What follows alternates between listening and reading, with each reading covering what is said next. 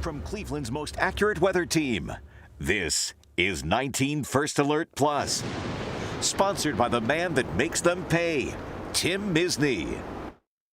Hello there, and welcome to your First Alert forecast here with myself and Jason Nicholas as we show you what it looks like heading downtown. Jason, the cameras are actually showing things, which is a vast improvement over what it looked like today during our dayside shows, because that was pretty nuts. Couldn't see anything, really. Yeah.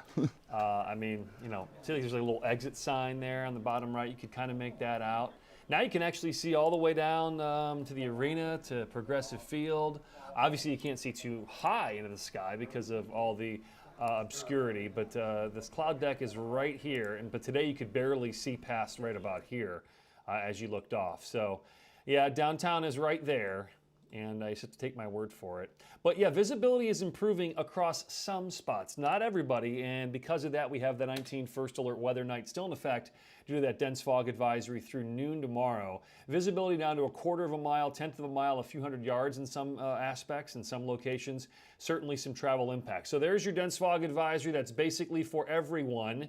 That goes until lunchtime tomorrow. Temperatures currently in the mid-40s. Wider picture shows a little bit of rain out there. We've had some drizzle throughout the day. I'm going to keep rain chances in, some drizzle overnight tonight, even tomorrow morning. But this cold air is modified a little bit. Notice there's barely any temperatures below freezing. A couple out from Rapid City to Denver. As this system kind of makes its way this way, it is bringing in some colder air. This area of warmth is kind of now being squeezed across the eastern seaboard. Take a look at our fog tracker. This, of course, is the big deal overnight. And you can still see we've got a good amount of fog, especially along the lakeshore and some of these valleys heading down 71 and 77. This continues 8, 9 in the morning before things do eventually improve. Take a look here at future view. Couple of spotty sprinkles overnight. Fog should start to improve by around lunchtime. Look at tomorrow. Tomorrow's actually not looking bad. Upper 40s to near 50 with clouds and sun. Now notice here, late tomorrow evening, a couple of sprinkles. So I mention this because I do think we may have a little bit of rain for the Browns and Jets. Maybe some drizzle, maybe some light rain during the game. I don't expect it to be an all-game rain. Not a washout, nothing to delay or postpone the game, anything like that. But if you're heading down to the game, grab the raincoat. You don't need the poncho, but just grab something that at least can keep you somewhat dry. And it's going to be pretty chilly, too, with temps in the low 40s. Temps in the low 40s December 28th for a Browns game is not bad. But, again, a little bit of rain around. Friday, clouds should win out. And then perhaps a little bit later in the evening, we do check a little rain, potentially some snow coming in right there. And that will linger into early Saturday before we do dry things out Saturday afternoon. So hour by hour for tonight, fog's the big weather story. We're in the 40s. The fog will be around basically overnight. Add to that a few sprinkles as well. Okay, Jeff, in 15 seconds, a look at the new year. Are we going to stay chilly like the next few days, or are we going to warm things back up? We'll dive into those questions coming up in 15 seconds. I've represented families just like yours for over 4 decades.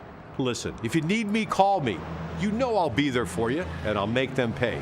In the meantime, I'll keep an eye out for you.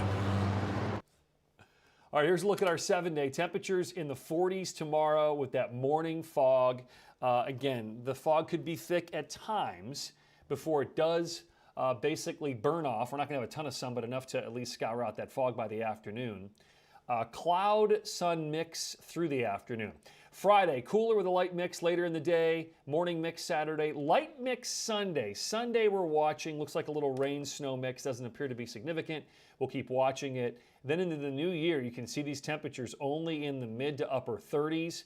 Monday, Tuesday, and Wednesday with a little bit of sun, but overall you can kind of see the trend cooler than what we have been dealing with. Notice our temp outlook over the next 8 to 14. It's not really showing too much other than this classic El Nino pattern. El Nino pattern means wetter and cooler along the Gulf Coast, warmer and drier as you move off to the Midwest and the Great Lakes. So far, December, that is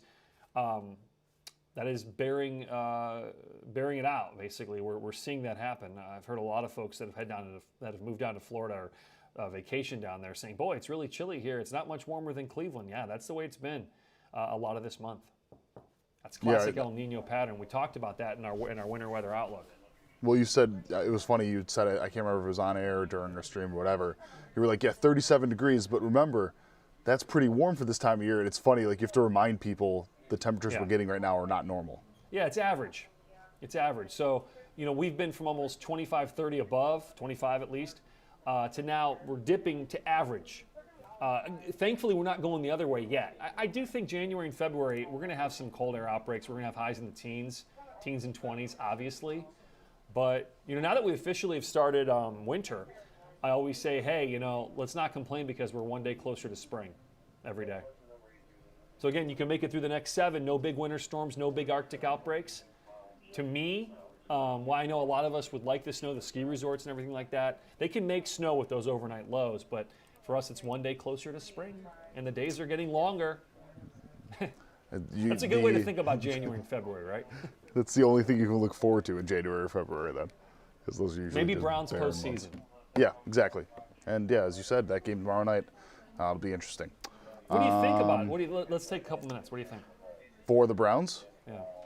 For tomorrow or for the season? Let's just talk about tomorrow briefly. So probably setting up well because I'm somebody who grew up in Buffalo, so I've unfortunately had to watch a lot of New York Jets football this year due to AFC East opponent. Now they beat the Bills earlier in the year. They right? did in that first game of the year. They have no idea what they're doing with their biggest talent, which is Garrett Wilson, and their second biggest talent, which is Breece Hall. Breece Hall being a running back. Breece Hall, I hear, has been pretty well for you. Look, we can actually tell folks you beat me in our fantasy fantasy football playoffs last week due to, in large part, the performance of Breece Hall, right? Right. And the only reason why he went off last week is because Washington has the worst ranked running defense in the league. Okay. In my opinion. And I think the Browns are going to absolutely destroy them tomorrow. I think it's going to be I'm not really, as optimistic. really I'm a little worried. Look, here it is. I've been a Browns fan my whole life, and you're always waiting, right, for something that's not great to happen. I'm a little concerned. I know the Jets' D is tough. The weather's not going to be ideal. I'm a little concerned about a sloppy game tomorrow. Not weather-wise, but just on the field, and I'm a little worried. I know we're a touchdown favorite, but I was more optimistic with the Houston game actually. Interesting. So, yeah. Well, are you scared of enough of Case Keenum and in that controlled environment? I worry a little bit about Flacco in a colder setting, being a guy that's in his upper 30s. We'll see. I hope I'm wrong. I hope the Browns take care of business. And they may still in an ugly game, but I think I'm thinking like teens, like as far as total points for each team. So we'll see. And I'm worried about our kicking game too. We've got a new punter, a new kicker. Punter may be the holder too. We don't know that for a fact. DTR was the backup holder, and he's out. So there are how many more injuries can this team take, right? Well, it's also the fear of the potential trap game for tomorrow. Trap game. I know people throw that word around, but I get what you mean. Looking past them, Right. Yeah. Well, looking past potentially thinking about the divisional opponents that wait. So let's take care of business tomorrow. Good news is the fog will not be an issue for the game tomorrow. If this game was tonight, now we did look at our camera. That did look a little better than it was earlier in the evening. But I think there might be some patchy fog tomorrow night, but I'm not expecting a ton of that at the game. Doesn't mean we can't have a little fog from time to time, but I think that risk will really, really leave us. A little bit of drizzle, some light rain is about the only issue tomorrow night weather-wise. Yeah, we will take that any day. And of course, we'll be hoping for a win. Jason, anything else before we let you go? That's it. Thank you, man. That is it Thank for you. your First Alert forecast. 19 News, 10 o'clock, CW, 11 o'clock, CBS.